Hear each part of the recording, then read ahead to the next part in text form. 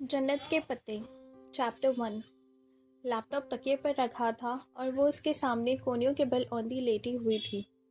Screen की रोशनी उसके चेहरे को चमका रही थी।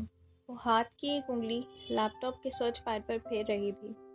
लंबे सीधे स्याही बाल पीछे कमर पर पड़े थे।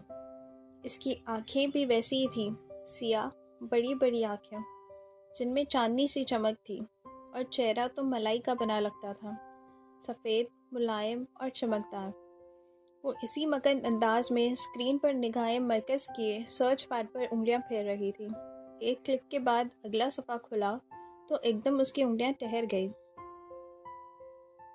स्क्रीन पर जमी आंखों में ज़रा सी बेचैनी उभरी।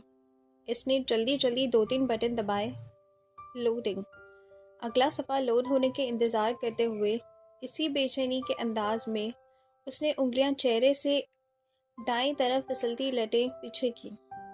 चंद सेकंड बाद सफ़ा लोड हो गया था।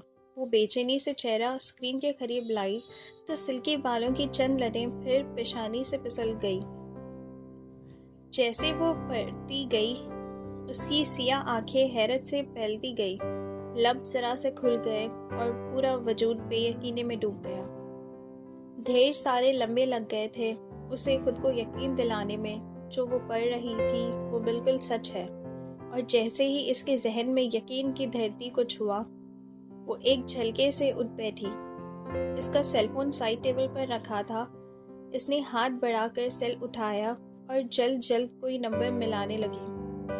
रात के मुकद्दस खामोशी में बटनों की आवाज़ ने ज़रा सा इर्तिताश पैदा किया। इसने फ़ोन को कान से लगाया। दूसरी जानिब घटी जा रही थी। हेलो ज़ारा। शायद राब्ता मिल गया था। तभी वो दबे दबे जोश से चीखी, कैसी हो? सो तो नहीं रही थी? हया बोल रही हूँ। दूसरी तरफ उसकी दोस्त कुछ कह रही थी। वो लम्हे भर को सुनने के लिए रुकी, फिर धीरे से हंस दी। सारी बातें छोड़ो ज़ारा, मेरे पास जो बड़ी खबर है वो सुनो। अब वो आदतन सियाह बालों की एक मोटी सी लट उंगली के लपटाए कह रही थी, तुम यकीन नहीं करोगी, मैं जानती हूँ। अरे नहीं, दावर भाई की शादी के मुतालिक नहीं है। दूसरी जानिब ज़ारा ने कुछ कहा और उसने तादीद की, बल्कि यूँ करो, तुम गेस करो कि मैं तुम्हें क्या बताने वाली हूँ। उसने एक हाथ से लैपटॉप पड़े किया और तकिया निकाल के बेड के क्राउन के साथ सीधा लगाया। फिर उसे टेक लगाया। टेक लगाकर पाँव सीधे कर लिए। साथ साथ में वो नाफी में सर हिलाते गई। ज़ारा,